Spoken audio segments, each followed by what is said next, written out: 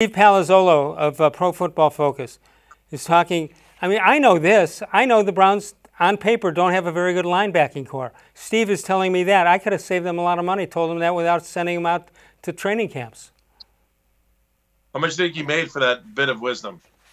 Probably better said, though, they have a young linebacking core, right? That is true. On paper, it's the weak spot, but they're young. And you got to give them a chance to play before you're going to rip them apart. Sione Takitaki, Mac Wilson. So we'll see. Those guys are young. And sometimes young players play great, and sometimes they play young. As Steve Young was pretty good when he played. Steve Palazzolo went on to say, given the Browns' mild investment at linebacker, they need last year's rookies, Mac Wilson and Sione Takitaki, to take the next step in 2020. With Joe Schobert out of the equation, the Browns, both linebackers, mature quickly in order to shore up the middle of the defense. Yeah, I think that's low-hanging fruit to pick on.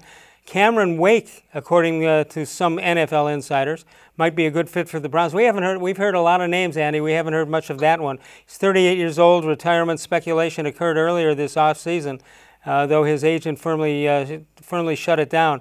While Wake is by no means an everyday player anymore, he's clearly still a strong situational pass rusher, never mind the veteran presence that he brings to an unknown circumstance this summer and during the winter. What do you think about Cameron Wake? Is that a name that's come up on Baskin and Phelps?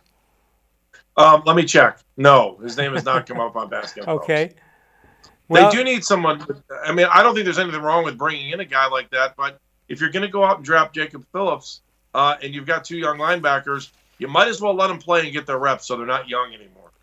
Doesn't it seem kind of awkward or off a little bit that you're going to put so much into your defensive line and you know what you have in your defensive backfield, and it looks like they haven't done all that much, although maybe that was by design in the linebacker spot. The one thing that I believe throughout this entire offseason, and I've said that linebackers seem to be the weak link in this thing, but the game isn't what we used to think it was. It's not Clay Matthews anymore, right? It's not those guys that we used to. It's not Ray Nitschke. It's not Ray Nitschke, right? It's not. Yeah. And so, if you've got teams that are passing the ball way more than they're running the ball, are you better off having four really rock solid guys up front and spending a lot of money on, the Denzel Wards of the world and making sure that your DBs can cover those wide receivers? That's the game that it is now. So you were talking about, as much as we want to criticize the team for linebacker, I still think they're young, give them a chance, and don't have the same expectations we had in the 80s for a linebacker today in 2020.